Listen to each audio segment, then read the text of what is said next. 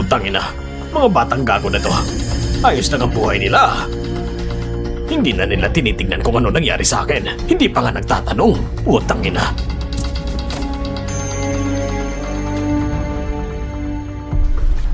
Xiao, buksan mong pinto.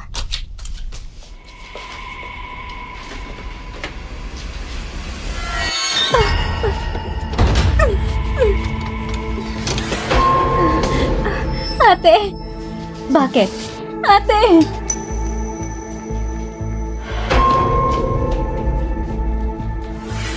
Paano ka nakarating dito? Ano sa'yo? Hindi ba pwede maging maayos sa ugali ko kapag nakikita ka? Lumabas ka! Lumayo ka sa buhay namin!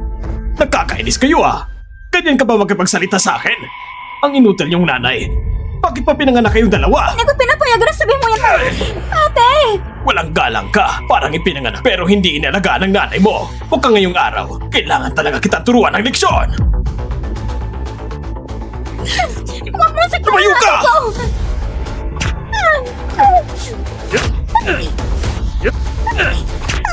Ate!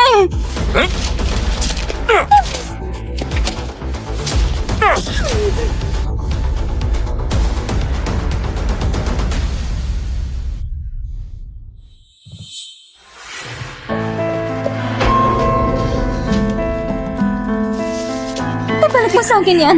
Ibalik mo! Lumayo ka! Ibalik mo sa akin! Lumayo ka sabi! Ate!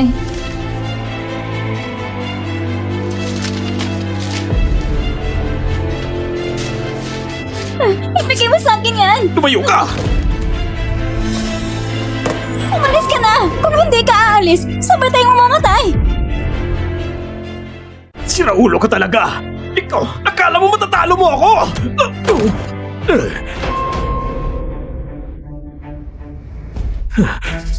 Sino ka ba? Sino ako? Akong fiancé niya. Ang fiancé pala. Ay nako, tignan mo kung anong gulo ang nangyari. Manugang, hindi mo ba alam? Ang anak kong to, wala talagang utang na loob. Pumunta siya sa lungsod para magtrabaho. Pagkatapos kumita ng pera, iniwan niya ang matanda na mag-isa sa bahay. Hinihintay na lang na mamatay ako. Ang hirap ng Bitawan mo buhay siya. ko. Ano pa bang sadya ninyo ngayong araw? Noon, nung nagkasakit ang nanay nila, nalubog ako sa utang. Itong walang kwentang batang to, ni Singkong kinikita niya, wala siyang binigay sa akin. Ngayong araw, ako'y nahabol ang mga pinagkakautangan.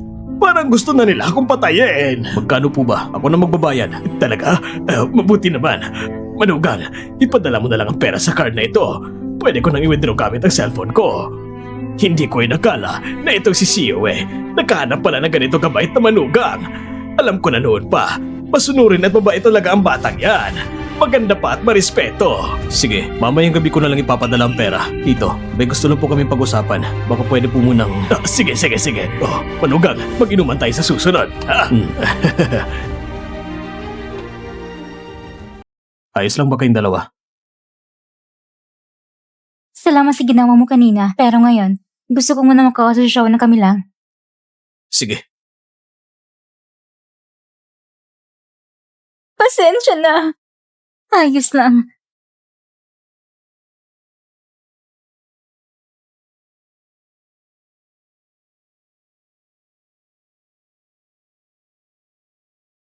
Hello, tinanggap ko na ang kaso ni Sio Pakisilip ka ng isang tao para sa akin.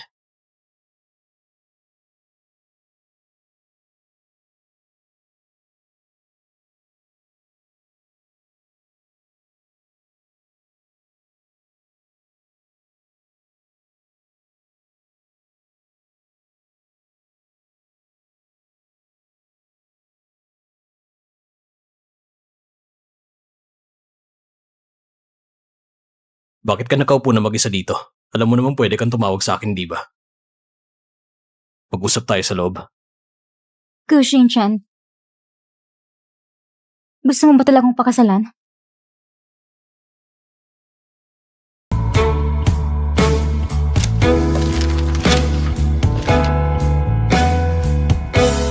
Ate, baka sa design mo may dugo.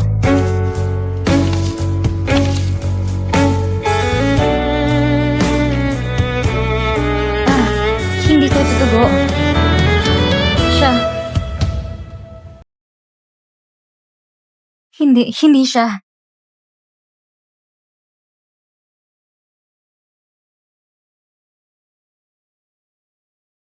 Hindi ako naniniwala sa pag-ibig sa unang tingin. Lalo na sa mga himala na parang galing lang sa langit. At higit sa lahat, kaya kong masangkot sa laban ng mga mayaman yung pamilya. Ang gusto ko lang ay isang kasiguraduhan. Hindi ko ganong maintindihan. Ang ibig kong sabihin, ang pagkikipagtulungan natin, pwede pa natin paigtingin. Sigurado ka? Sigurado ako.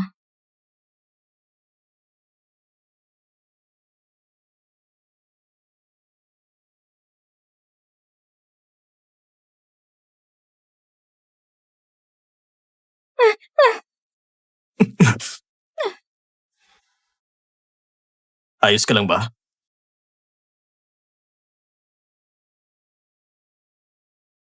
Dumudugo ang braso mo. Kukuha ko na gamot para dyan.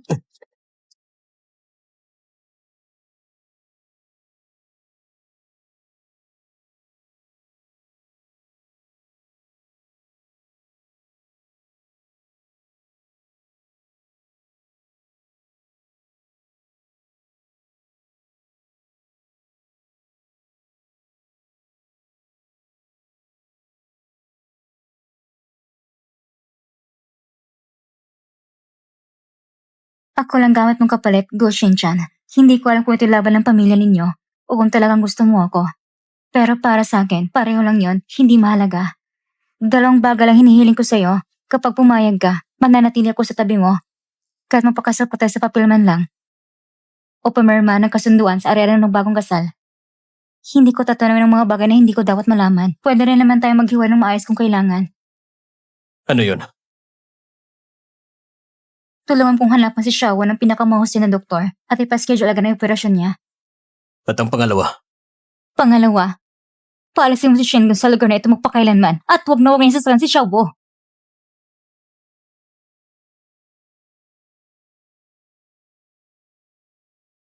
Paano kung hindi ko gawin? Wala kang dahilan para hindi pumayag. Alam mo ba? Kahit hindi mo sabihin sa akin ito, gagawin ko pa rin ito. Gusto kong magawa mong anumang nais mong gawin. Nangako ko sa'yo dati, hindi ba? Tama ba? Kaya, sino ka ba talaga?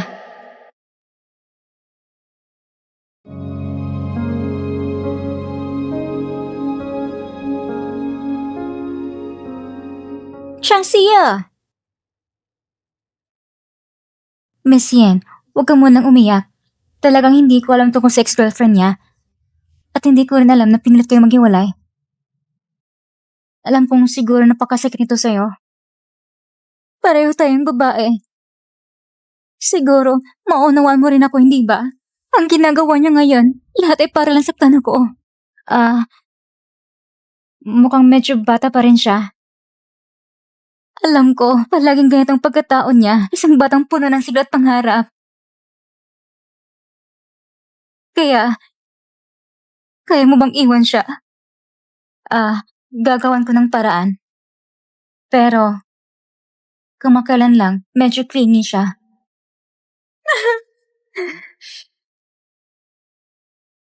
Si Go Shin-chan, dati isang mahirap na binata.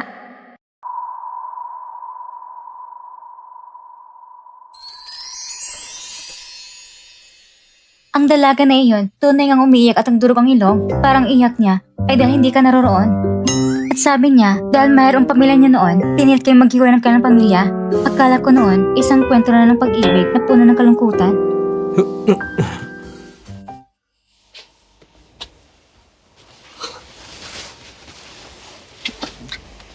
Ngayon na alam niya ang totoong pagkakailanlan ko. Tsak naiiyak siya. At ikaw naman, mga kilala kang mabuti. Ang mga sinasabi niya, pinapaniwalaan mo agad. Ang dalisay mo. Sinasabi ko, paano mo nagawa na itaguwid ang sarili mo? Kasamang kapatid mo ng ganitong kalaki. Basta mabait lang ko sa lahat. Dalisay, hindi ba? Wala rin akong pera. Ano pa bang kailangan nila sa akin? Para sa puso ko.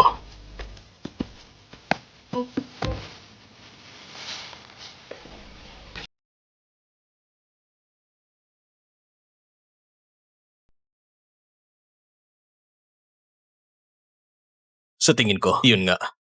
Ilang araw sa gala, ipapakilala ka bilang isang bagong pagkakakilanlan. Parang Cinderella na papunta sa isang sayawan.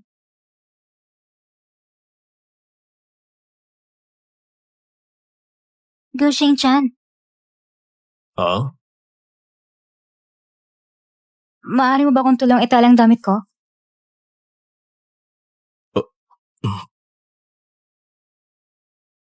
Pwede.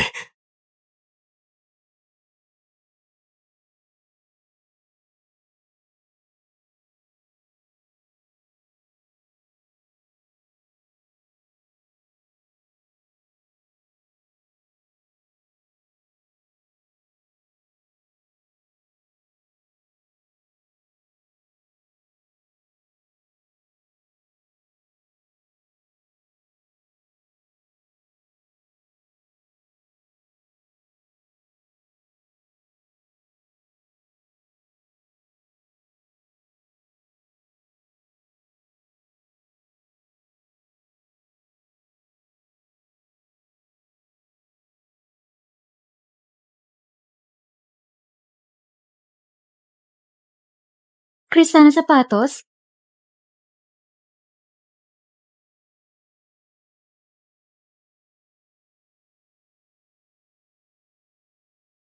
Gushing-chan, totoo ba na gusto mo talaga ako? Sasagutin niyo ng panahon para sa akin.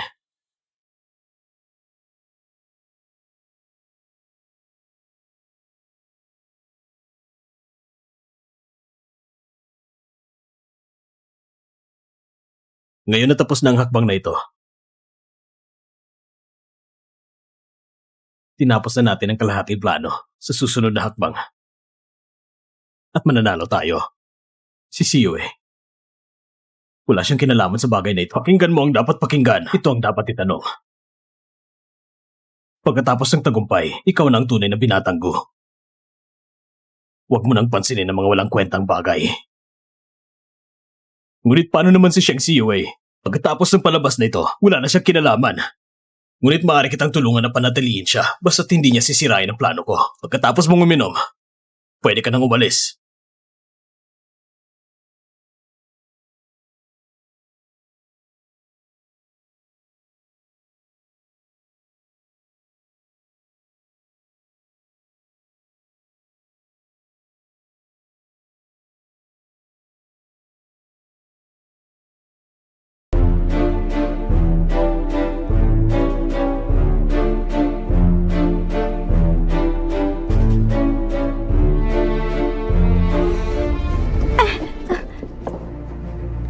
Sheng Siyue, bakit ka nandito? Paano ka nagkaroon ng karapatang dumalo? Ipon ka ng lakas. Pwede mong sigaw mamaya. Huwag mong isipin na palagi kang pinaprotektahan ni Goshin-chan para sa isang tang mababang pinagmulan. Nilalaro ka lang niya.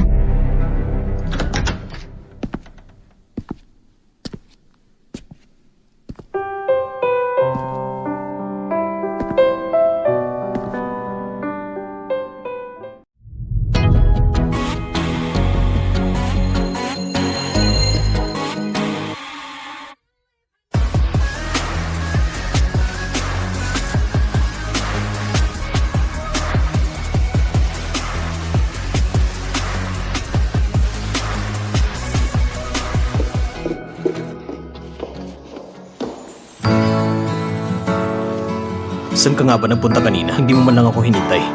Medyo naligaw lang ako kanina. Ikaw nang bahala sa akin.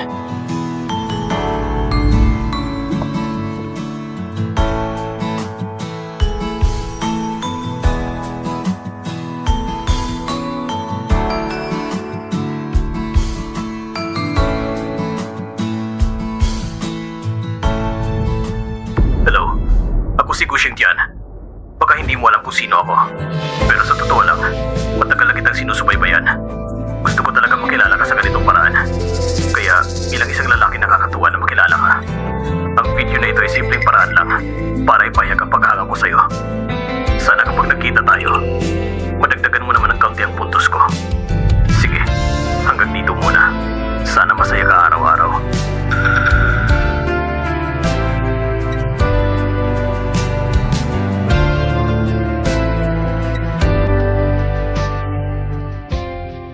Sino Sino yan? Siguro siyang girlfriend ni Mr. Gu. Bumalik na si Gu Xingtian. Siyang lalaki sa video, hindi ba?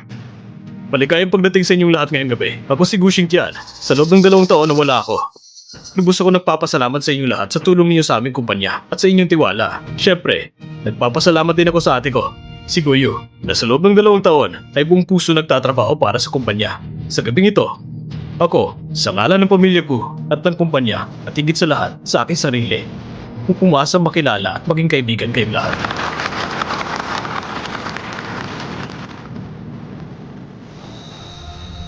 Ipakita niyo po ang inyong imbitasyon. Tingnan mo mabuti. Ako ang naging pamilya yun. Umalis ka dyan. Pasensya na po, pribado ang event na ito. Kailangan ng imbitasyon para makapasok. Salamat sa Huwag ka pag-unawa. masyadong bastos. Umalis ka. Bakit mo ko iniintay? Ako si Mr. Su. Anong ikinagagalit mo?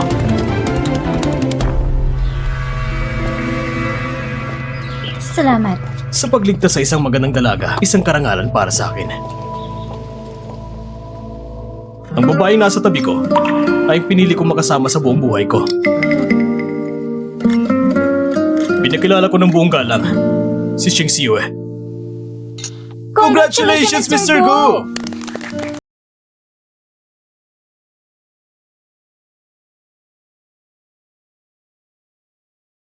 Shing-chan, nang makita kitang kasama si Sue nung araw na yon, bigla kitang naaalala ang liyam na iniwan mo nung nawala ka.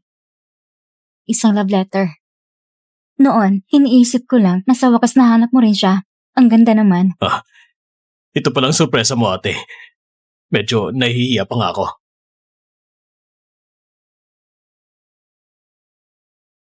Salamat sa tulong mo kanina, Mr. Su. Gushing-chan, medyo hindi magandang pakiramdam ko. Gusto ko munang magpahinga. Sige, ihatid na kita sa lunch. Hindi na kailangan. Xiue. Hmm? Hmm?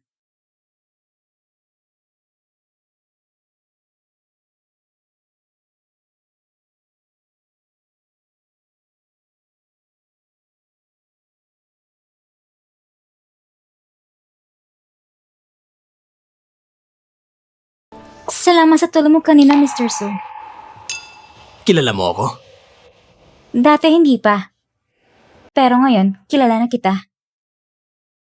Kasi kanina lang, parang kitang hinahanap sa internet. Aba, matalino ka rin pala. Ang bait na Mr. Su, narinig ko ng Gogo at Sushin Group ay matagal nang magkaribal. Ngayon nandito ka pa mismo, para saksayan si Gushin-chan. At ang kabatang pag-ibig niya ngayon. Mukhang nagkamali ako noon. Akala ko talaga, isang mayroon na siyang lalaki. Negosyo lang naman ito. Kahit matindi ang kompetisyon sa harap ng publiko, hindi naman pwede mag-away maghiyawan, di ba? Tunay kang maging Mr. Su. Sa tingin mo ba, kailangan ko na ayos ang lipstick ko? Mr. Su, mauna na muna ako.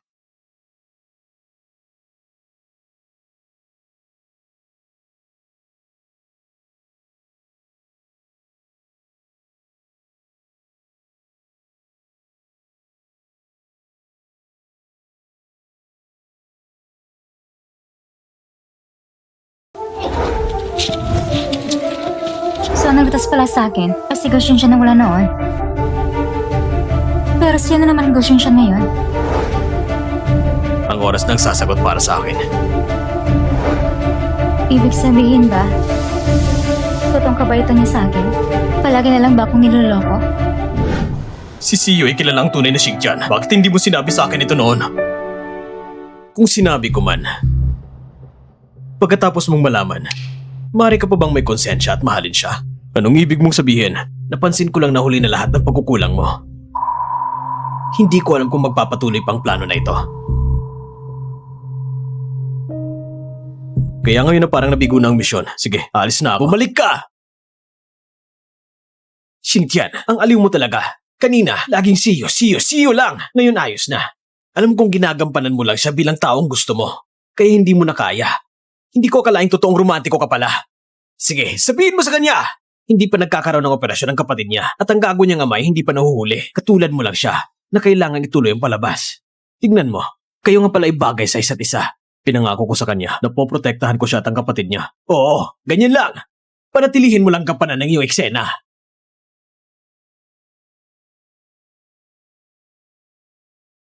At si Yinzishi, inaasikaso ko, isang anak sa labas sa batas na palaging umaasa sa pag-aasawa sa mayaman para palakasin ang posisyon niya sa pamilya. Nakikita mo sa mukha niya, akala niya hindi alam ng iba.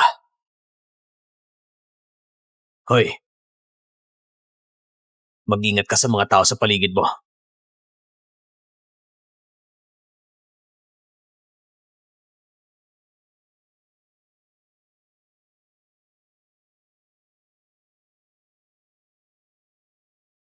Magkakaroon ng kooperasyon. May balita ako na tsak na magugustuhan mo.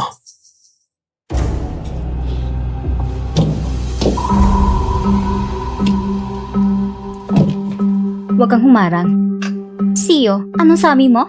Ang sabi ko, maganda ka, isang dalaga. Bakit ang tanga ng utak mo? Bakit ang tanga ng utak mo? Ikaw!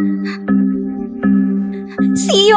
Wala akong oras para makipaglaro sa'yo. Lumayo ka. Siyo! Isa ka lang ulian na walang nag-aalaga. Magbabang uri, hanggang sa buto, at inaas na pa na mag-isang phoenix sa taas ng sanga. Akala mo ba si Go Shinchan talagang nagpakasaya dahil mahal ka? Huwag masyadong magsaya ng maaga. Sino bang tunay mong gusto? Alam mo naman, ang walang sapin sa paa ay hindi natatakot sa may sapin. Bakit ka pa nalakas loob ng gambalain ako? Siyo! Bakit ka nang lakas loob? Ha? Ang dalawang magandang babae ngayon ay sobrang ganda. Huwag sirain ang magandang samahan. Biro lang yan. Nilalaro ko lang siya. Kung ikaw, Ginoo, gusto mo maging bayan at iligtas ang babae, bahala ka.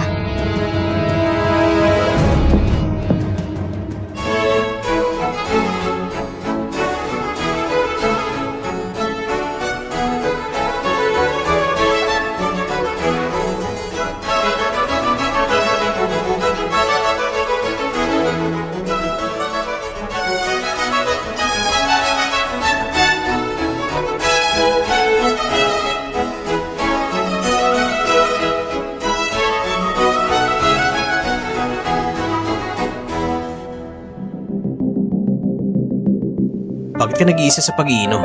Hindi ka sanay uminom. Ibigay mo sa akin. Pagod na ako ngayon. Ayaw kong harapin pag naghihinga ng asawa mo. Pakiusap, lumayo ka sa akin. Asawa ko, bilang isang dayuhan, sobra-sobra ng panghihimasok mo. Itong pamilya ko, ang babae ni Go Shinchan, kung mabuhay o mamatay, wala kang pakialam.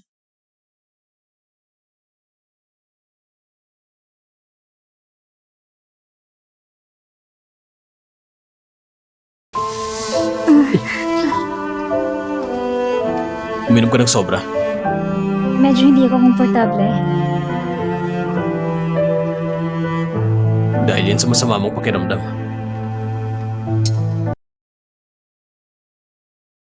Hindi dahil sa'yo.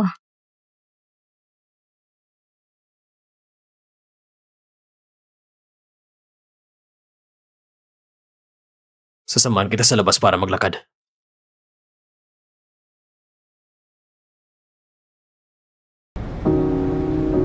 Parang sa loob ng kotse. Mas masaya at magaan ang pakiramdam. Hindi na kailangan magpanggap. Siyo. May gusto ko sabihin sa'yo.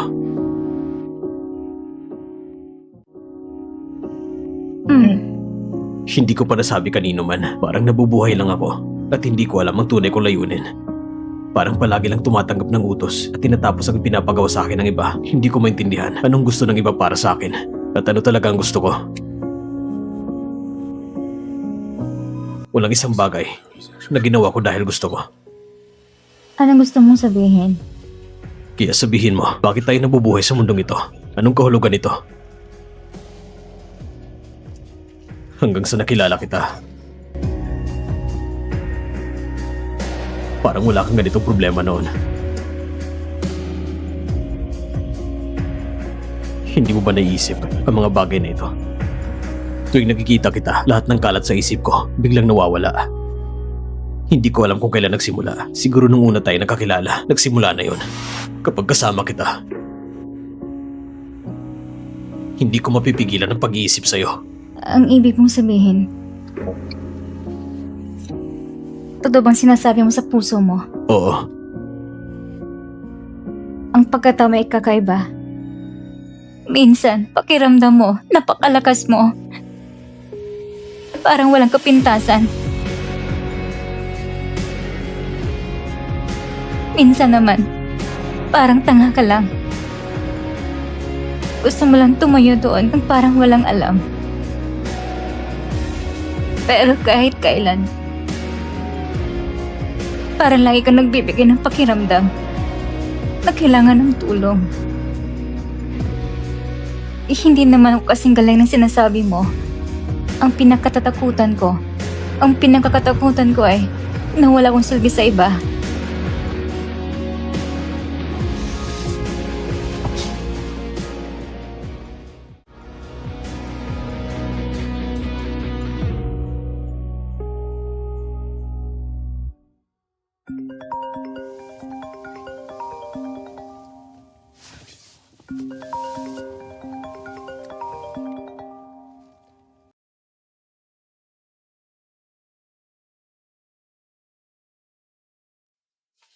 Easy yan. Pagkatapos ng ilang araw, magkikita natin si Papa. Sana mas maging masigla ka.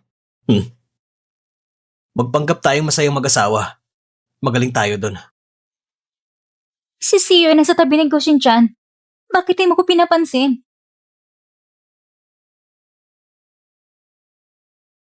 Pwede naman. Alam mo naman, hindi yan tinutukoy ko. Babae rin ako. May dignidad din ako. Ang lalaki ko, laging iniisip mo ibang babae. Ano gusto mong gawin ko? Hindi ba ko gustong ganda niya? Saan ba ako nagkulang? Sobra ka na! Bakit? Bakit? Bakit mo ginagawa sa akin ng ganito? Mas pipiliin ko pang kamuyan mo ko. Nasaan ang gusto mo kong patayin? Bakit mo ginagawa sa akin ng ganito? Mahal na mahal kita. Mahal na mahal kita. Bakit?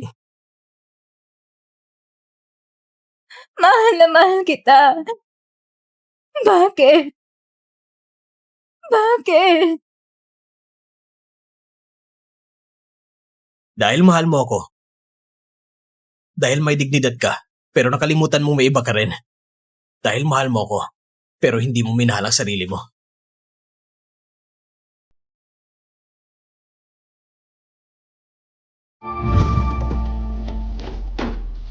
Goshin-chan.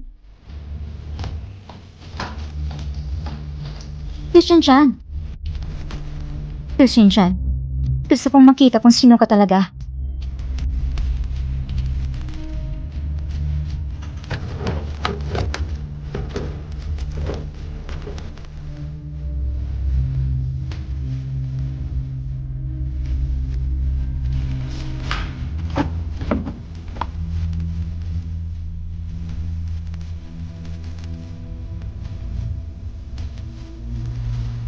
Ano bang hinahanap mo? Ano bang hinahanap mo? Hinahanap kong kontrata ng aktor. Iniisip ko kasi kung sakali ang bagay na ito ay makita ng iba, baka makasira sa pangalan mo. Oh, Mas mabuting sirena na natin ito. Bukod pa doon, kahit wala ng kontratang ito, mananatili pa ako sa tabi mo. sige.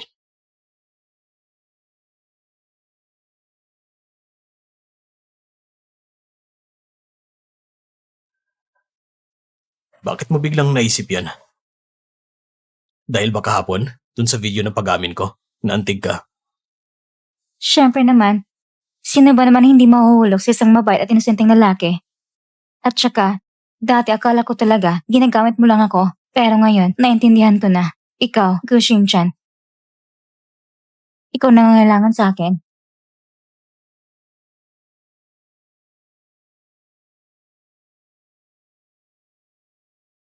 Ano man ang mangyari? Huwag mo kong iiwan. Ayos ba?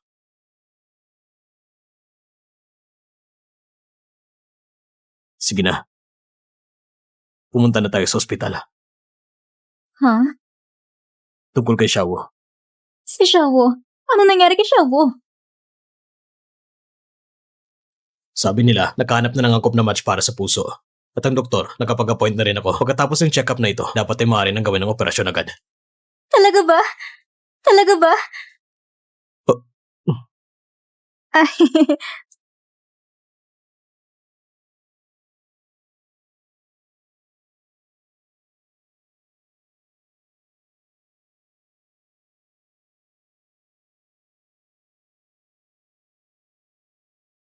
Xiaobo. Xiaobo. Maghintay ang pamilya sa labas. Xiaobo. Huwag kang mag-alala. Naayos ko na ang lahat.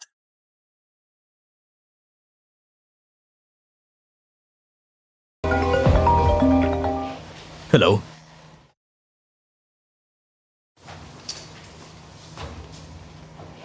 Hello? Boss, ilang araw na nakalipas. May natanggap tayong impormasyon. Nahanap na ang tao at naayos na ang sitwasyon. Sige.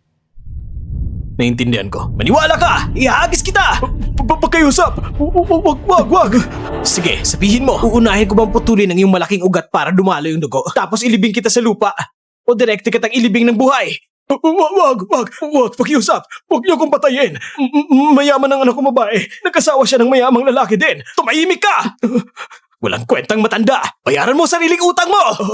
Sige, babayaran ko. Ako mismong magbabayad. Matanda, tandaan mo to. Kung muli kang maglakas loob ng gambalahin ng anak mong babae, hahabulin kita rito, tatadda rin ng pirapiraso at ililibing sa lupa. Narinig mo ba? Narinig ko.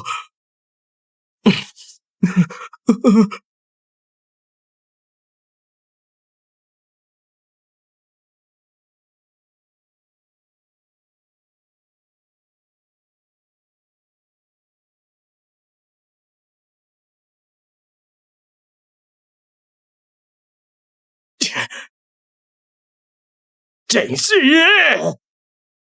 Ikaw na hayop! Hayop ka talaga!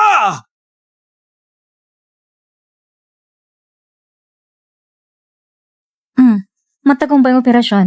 Pagkatapos ng discharge, magiging masigla na siya at malusog. Salamat sa inyo, Doktor. Napakalaking tulong ninyo. Walang anuman. Dapat kayo magpasalamat sa asawa ninyo. Kung hindi dahil sa kanya, hindi na-imbita namin director na manguna sa operasyon. Hindi namin maayos ng gano'ng kabilis ang operasyon. Salamat. Ayos na. Ngayon niligtas na rin si Xiao. Pwede na ba tayo magpakasal?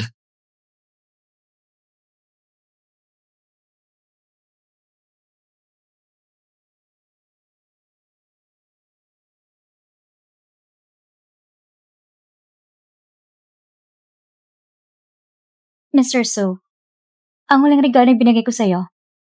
Gusto mo pa rin ba? Siyempre. Hindi ko alam. Ang huling binigay ko kay Miss Yin bilang balik regalo. Nasiyahan ka ba? Ngayon naman, ang regalo ibibigay ko si Mr. Su. Medyo mahal ito. Hindi ko alam, Mr. Su. Anong ibabalik mo para rito?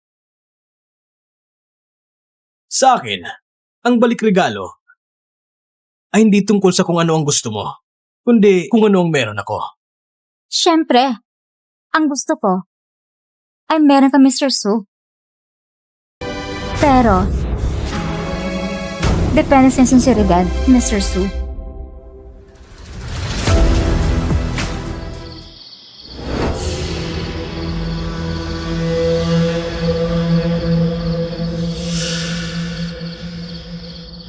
Kahit ang mga bobo ay nakakaliw minsan.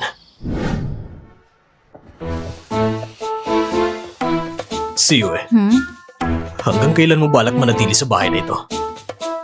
Ha?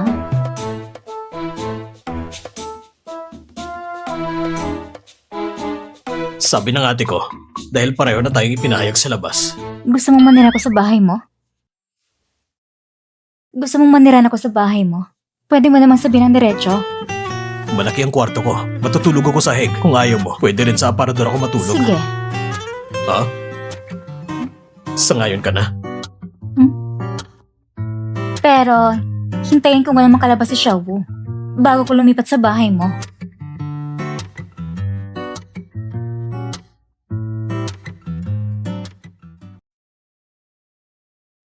Ito ang buong proseso ng press conference.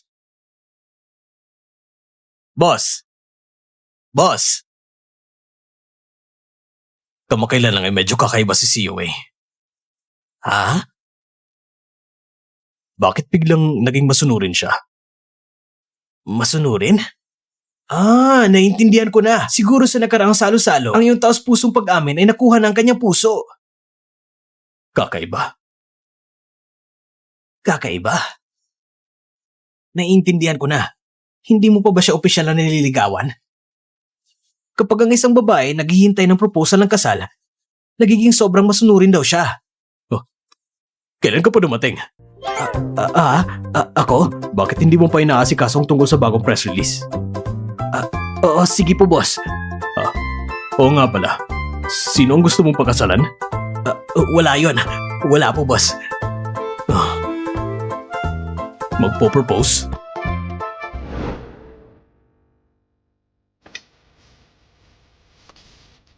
Dalawang linggo na lang ba ang press release? Kung ma-involve na tayo ngayon, may expose ba tayo? Ay, bahala na. May iba namang pwedeng pagsabihan ng sisi.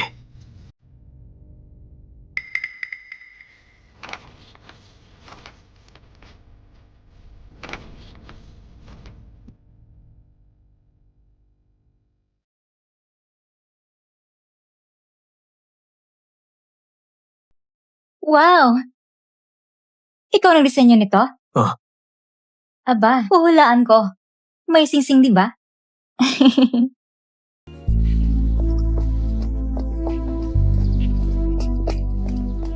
Ikaw ang pumili. Ah. Ibibigay mo sa akin? Nasuot ko na. Tara na. Talaga bang para sa akin to? Ang ganda rin pala nito. At saktong-sakto pang sa'yo sa akin.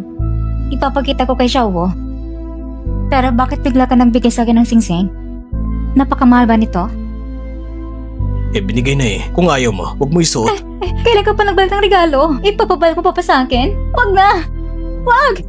Aray! Aso ka nga. Ikaw pang aso dito. Gusto mo pang ibalik ng regalo? Ano ba? Nagsisisi ka na ba? Hindi naman natin iniisip ng ganon. Lahat ng tao sa labas, tinatawag ka ng misis ko. Di hindi pwedeng walang nakasabit sa daliri mo. Ang pangit mo ba? Pero, ang thoughtful mo pa rin pala. Ano na naman?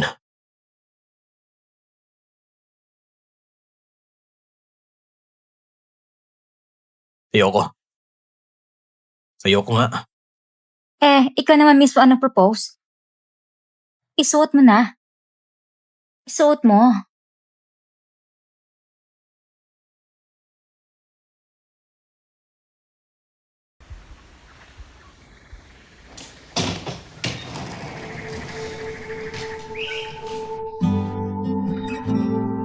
Boss, may problema sa design department. Ngayon ang product launch ng Yin Company. Napansin ko yung design ng department para sa bagong produkto ay ang pagkakahawig ay umabot ng 90%. Kung ganito ang sitwasyon ngayon, sa susunod na linggo ng launch, tsak na tayo magiging katatawanan ng industriya. Hinala namin may insider na nag-leak ng design sa Yin Company pero wala pang ebidensya. At ang dati naming plano, iba sa kasulukuyang estilo. Hindi alam kung bakit nagkaroon ng ganitong pagkakatulad. Huwag mo munang pansinin ang mga similarities. Ang product launch ay hindi pwedeng ipagpaliban. Kakauwi ko lang mula sa abroad. Kung ipagpaliban ng launch, magdududa ang mga shareholders sa aking desisyon. Pero ngayon, huli na para muling gawin ito. Dagdag pang oras ang paggawa. Una ka magsiyasat. Ang problemang ito ay siguradong galing sa design department. Ngayon, ang design ay hindi na pwedeng gamitin. Pero ang launch, huwag mo nang alalahanin. Ako na mag-aayos. Sige po, boss. See you eh. Nagsisketch ka ng design.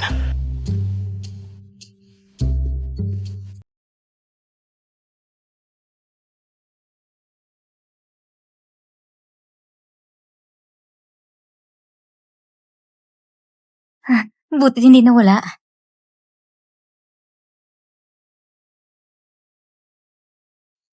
Nasaan ang mga design drafts mo? Ito ba yung tinutukoy mo?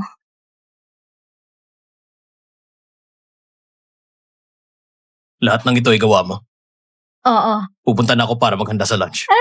Ang nakikita ninyo ay ang dalawang disenyo para sa bagong season na may timang bulaklak. Malayong kalidad nila sa atin.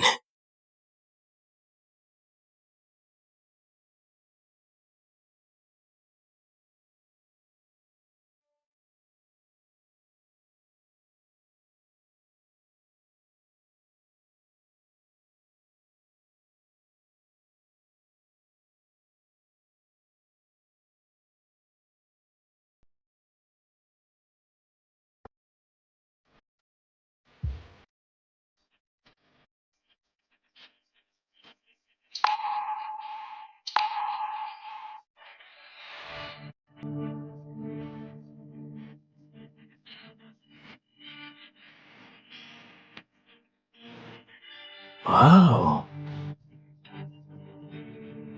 Salamat sa tiyaga nito mga nakarang araw, Mr. Su. Walang anuman. Alam ko naman ang mga kalokohan mo. Ano ba yan? Anong sinasabi mo? Bakit parang di ko maintindihan? Go Shin-chan, ano bang sinasabi mo? Nahuli ng designer na yon. Bukas, siguradong babagsak ang stock ng Su Group.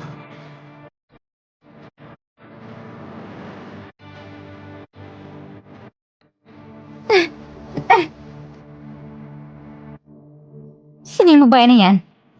Sabihin mo sa akin sino siya.